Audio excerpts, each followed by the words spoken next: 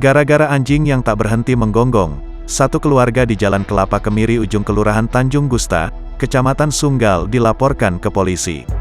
Hal itu lantaran korban sekaligus pemilik anjing, Tiur Ranayami Berhuta Barat, menjadi korban perundungan, penghinaan dan penganiayaan keluarga tersebut karena anjingnya yang bertengkar dengan anjing tetangga. Saya dihina, dimaki dan dicaci, dikatakan orang miskin. Beberapa kali juga dikatakan kepada saya cacian yang tidak pantas, ujar Tiur. Tiur mengatakan pada saat kejadian dirinya juga sempat meminta maaf usai kejadian anjingnya yang bertengkar. Saya sudah sempat minta maaf tapi justru diabaikan, ucapnya.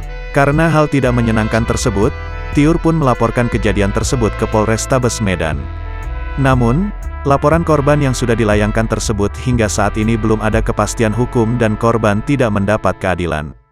Mohon keadilan Pak, sampai saat ini belum diproses laporan kami. Sedih kali dianiaya karena gonggongan anjing, dimaki, dihina miskin, dijambak, diludahi, ucapnya. Sebelumnya dalam video yang beredar di sosial pada Minggu tanggal 23 Januari tahun 2022 tampak sekelompok orang yang saling memaki. Tiur terlihat dimaki oleh dua orang perempuan.